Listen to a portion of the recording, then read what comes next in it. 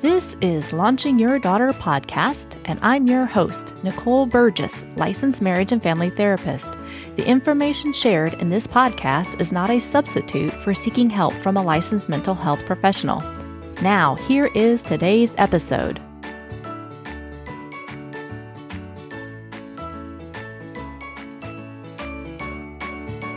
Episode 66. Well, welcome everybody. Wow, I can't believe that at the time of this recording, it's almost the end of August already. Seems like this year has really flown by. In today's episode, I want to share some feedback that I get from teenagers, often, and how they are frustrated with their parents and how you as parents or caregivers can improve your relationship with them versus really kind of put the divider in between of them. One of the first things, and I know I've talked about active listening and assertive communication in other episodes, but one of the very things that teenagers want so much during this age group, right, this adolescent group, middle school, high school age group, is being listened to. You know that they're starting to change, their interests are coming up, they feel much more passionate about certain areas. And as parents and as adults, sometimes it can be really hard to hear that their views may be very different than yours or their value systems are starting to shift. But listening to your kiddo is a huge thing. It doesn't mean you have to agree with what they're saying, and it doesn't mean you can't enforce the rules or the structure that you have under your home. But it does mean listening to what they have to say. That goes a long, long way for teenagers. And then it's remembering one thing when they get home from school is to not ask them a ton of questions. And I know some parents, they actually pick their children up from school versus them getting rides from other kids or taking the bus here in the U.S. So it's remembering this, like, hey, how was your day? What did you do? What's going on? What's going on for tonight? What did you do for this? That, they call it like this barrage of being asked questions or being grilled really frustrates them. Ask a couple questions. Remember, your kid, when they're going to school, is like you going to the job, whatever your job may be. School is their job, and they can be very exhausted by the end of the day. So it's being open to, hey, how was everything going on at school today? It might be fine, was the one-word answer. Just let them know that, hey, if they're looking kind of frustrated or just overwhelmed, that you're there to listen to them. That if they need some support or they need to run something by you for some brainstorming, that you're there to help them with that. That goes a long way as well. And I know your teenager will really be appreciative of going, okay, I've been asked a ton of questions already by teachers or by friends, and now my mom and dad are not doing that. So that's a good thing. Another thing to be mindful of is going with the stereotype of all teenagers are, drama queens or kings, or that, they're lazy. All of that stuff actually puts your child down. And remember, they've got a lot of brain development going on during this stage, and their brain is shedding some of the neural connections that they had when they were born, because if they're not being used, the brain's saying, okay, I don't need them at this point in time. Remember, they feel things a lot more intensely than we adults do. And you felt the same thing when you were growing up. And it's remembering this is a really challenging age, that a lot of stuff is going on. They're trying to find out where their place is in the world, who they are, and also stay connected to their family. So remember not to actually stereotype who they are as a teenager. Another thing that I know sometimes comes up for families is, hey, I asked you to go do the dishes and I want you just to jump up and do it now. As I've talked about, like in family meetings, talking about chores, what's working, what's not working, just because us adults have an idea or have an agenda or have something we want done right in this moment, doesn't mean the other person that we're asking to help is in that same place to just jump up and do it. So a lot of times I will tell parents, give your child or give your teenager a timeline. Hey, before you go to bed tonight, I need the dishes to be done. Or by the time I get home from work, I need the carpet vacuumed. Things like that really helps lower that frustration level for both parents and for the teenager. It gives them, you're believing and having faith in them that they're going to follow through with that. And if they don't, then that's a conversation regarding consequences for not following through with what has been requested. When you have conflicts with your teenager, which you definitely will if you're not, there will be times when a need or a want has not been met, which equals a conflict. Remember, if you made the mistake, if there was something that came across and you got really frustrated with and you realize later on, it's like, wow, it had nothing to do with what was really going on in that moment. It reminded me of a past experience with my own parents or with somebody else, or it's my own feelings of insecurity. Apologize. You can't actually do enough repair work to keep that relationship strong. So if you go back just to the previous episode with Dr. Julie Hanks, where she talked about that conflict she had with her daughter regarding, keeping it room clean, and some things came up for Julie about what that was for her. That repair work really helps deepen the relationship with your teenager. So just remember, apologies are a good thing, and embracing your own imperfection as a human being, as a parent, it's all okay. Your teenager's imperfect, and so are you. One thing I have seen over the years as social media has, really gained status in our world is parents taking embarrassing photos or embarrassing moments and making them public. Please don't do that. That causes a lot of, heartache for your teenager and humiliation and shame. And that's not what your child needs to be placed in. And that place of feeling like, wow, my parent has just put me out there, and that's really hurtful. If you think about that, if the tables were turned, would you be okay with somebody putting that out there? And even if you go, well, I'm going to take it back down, it could be copied from somebody else, from somewhere else in the world, and come back and haunt you later on. So don't do that to your child. Remember, share what you love about them, what you appreciate about them, and even what, maybe frustrates you when you're with supportive folks, that you can share those to get the support you need as a parent or a caregiver, but not sharing some of the embarrassing things that your child has done, because that's going to cause a lot of hurt and damage in the relationship you have with your teen. Another area is, the old saying, choose your battles. It also goes back to, not sweating the small stuff. It's looking at what are your expectations or your kind of guiding rules within your family. And then some of the other stuff is just letting go. If you feel really, really strongly about it, I would encourage you to pause and reflect, why do you feel so strongly about whatever this behavior or event is? And then sharing that with your teenager, why that's so important. I remember my parents, when I was younger, they had me sit at the dinner table regarding trying to eat Brussels sprouts. And to this day, I do not eat Brussels sprouts. I think they are so disgusting. And if you love them, great. I'm glad you do, but I do not. They really regret that now, because we talked about that, and they're like, yeah, that was something we needed to have just let go. Forcing your child to eat some food is not the best thing to do. You want them to try it and encourage them to try new things. And remember, as children grow up, their food palate does change. So they may have liked something when they were 3, didn't like it when they were 5. They like it again when they're 8 or 10. That's all normal stuff. And sometimes we wait until we're much, much older before we're really open to trying new food, and that's okay too. Another area to be mindful of is criticizing or critiquing your child.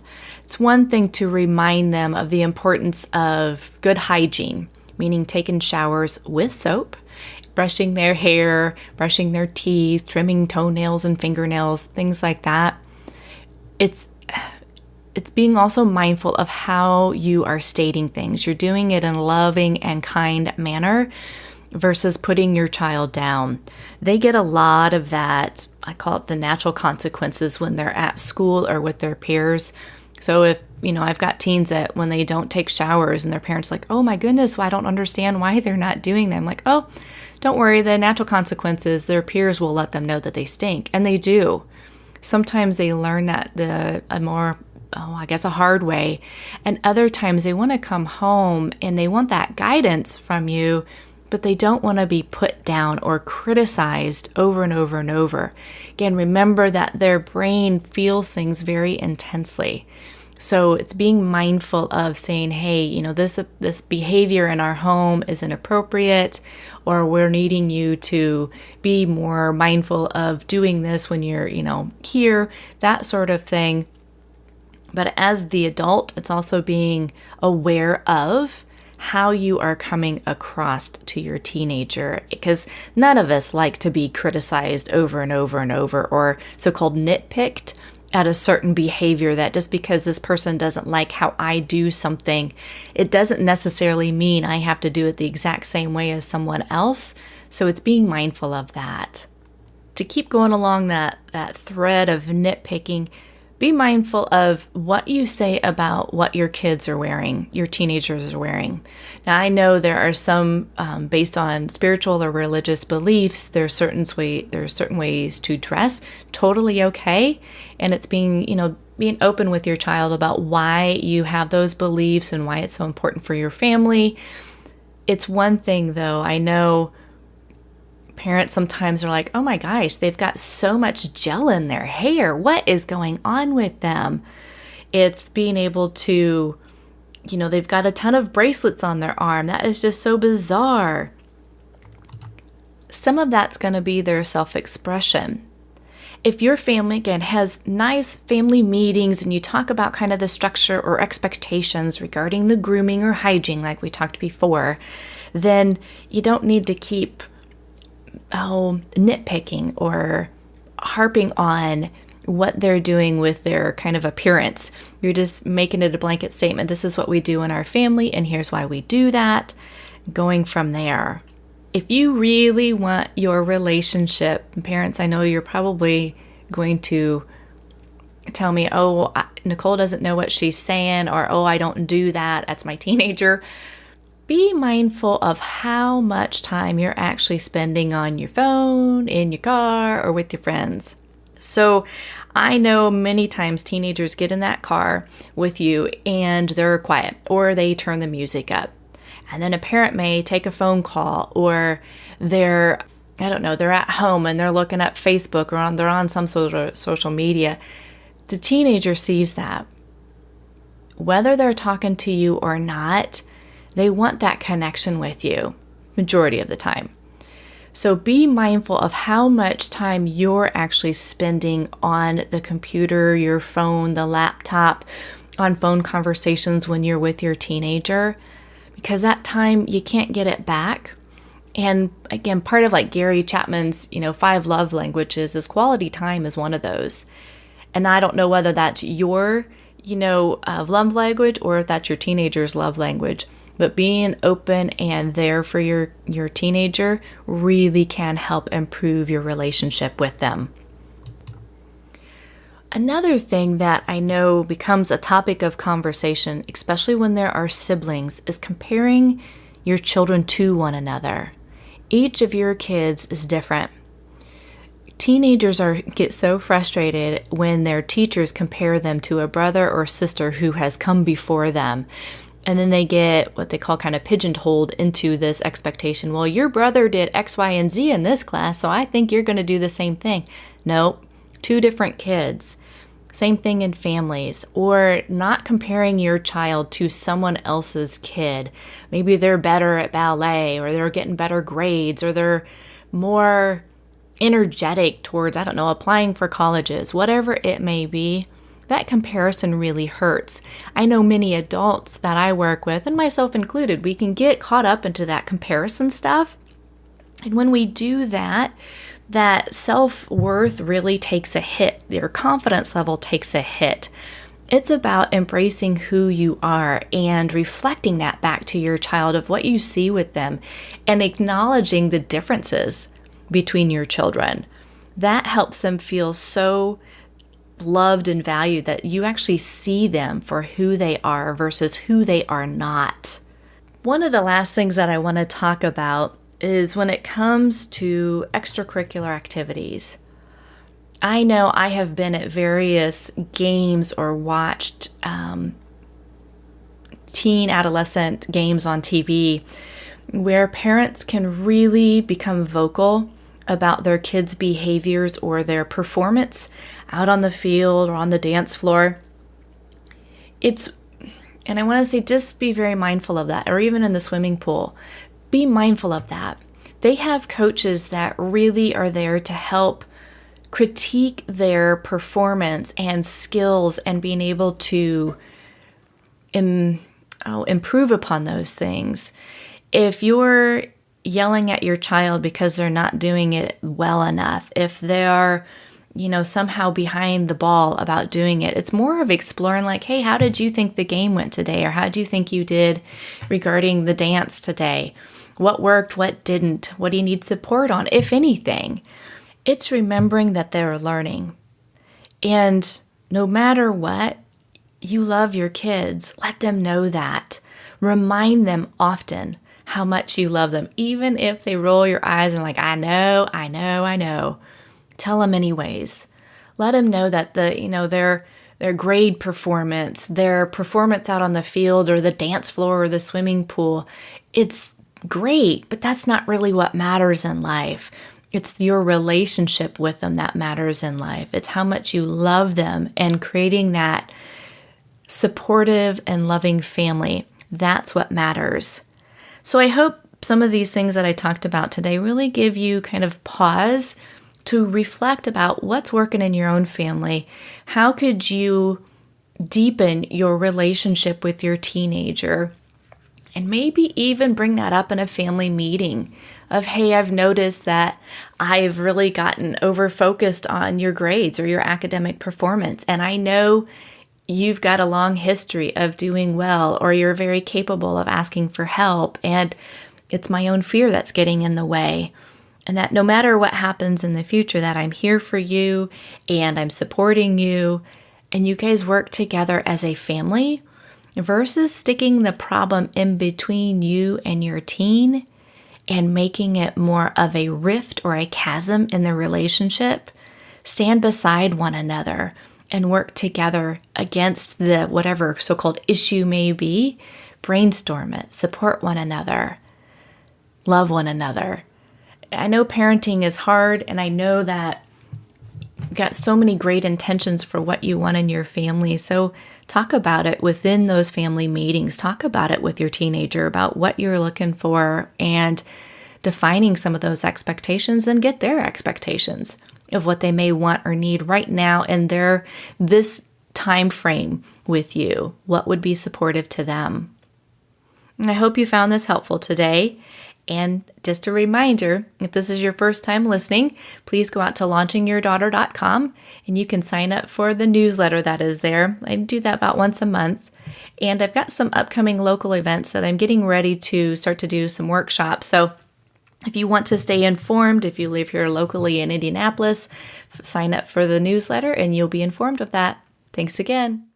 Thank you for listening to Launching Your Daughter with Nicole Burgess, licensed marriage and family therapist. For more information or to stay up to date, go to launchingyourdaughter.com. You can sign up for my email list or join my Facebook group. Thank you.